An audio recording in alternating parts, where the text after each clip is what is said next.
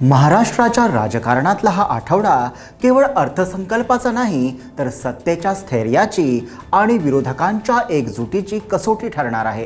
राज्याच्या अर्थसंकल्पीय अधिवेशनाला सुरुवात होत असताना वातावरण आधीच तापलेलं आहे। एकीकडे देवेंद्र फडणवीस पहिल्यांदा मुख्यमंत्री म्हणून राज्याचा अर्थसंकल्प सादर करण्याच्या तयारीत आहेत। आर्थिक शिस्त, खर्चावर नियंत्रण आणि कठोर पण संतुलित बजेटचे संकेत त्यांनी दिलेत। दुसरीकडे अजित पवार यांच्या अपघाती निधनाचं सावट संपूर्ण अधिवेशनावर दाटलेलं आहे। अजित पवार यांच्या विमान अपघात दुर्घटनेची चौकशी सीबीआय मार्फत करण्याची घोषणा मुख्यमंत्री देवेंद्र फडणवीस यांनी केली।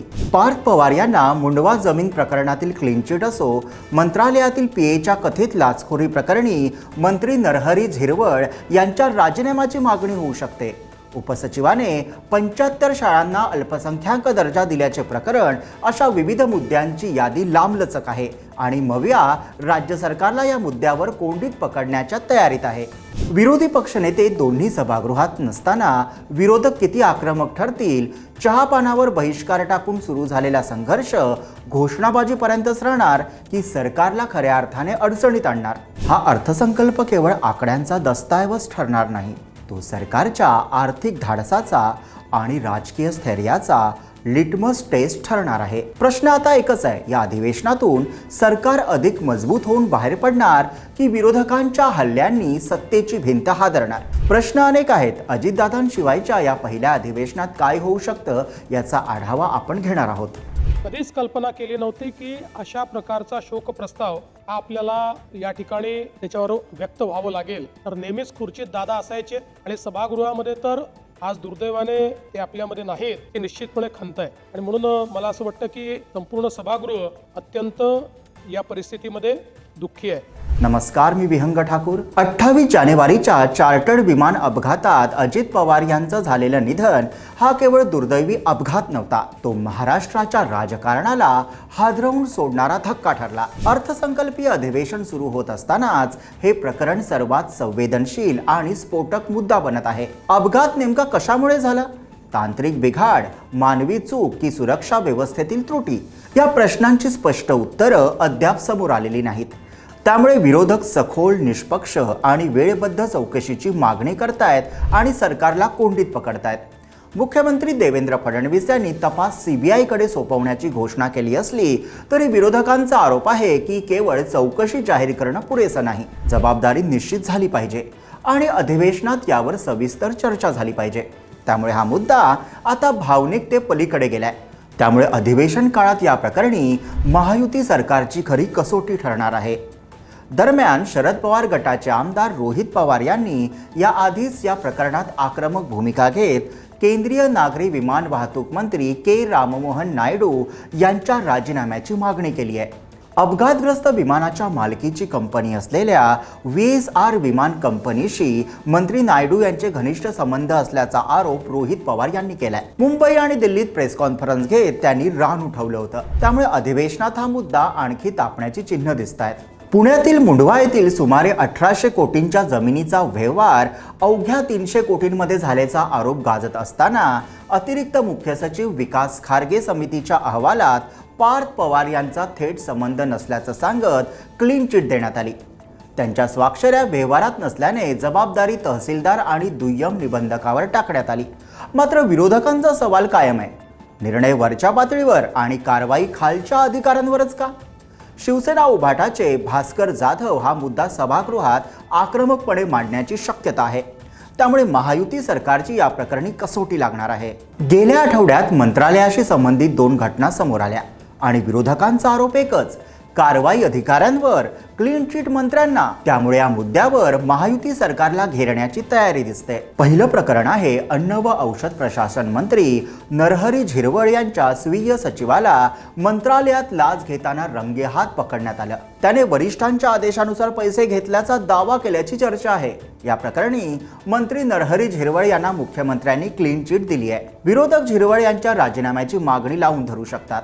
याआधी अजित पवार गटातील धनंजय मुंडे आणि माणिकराव कोकाटे यांना आरोपानंतर पद सोडावं लागलं होतं। त्यामुळे सरकार झिरवळ्यांच्या पाठीशी ठाम उभं राहणार की बॅकफूटवर जाणार हे अधिवेशन काळातच कळेल।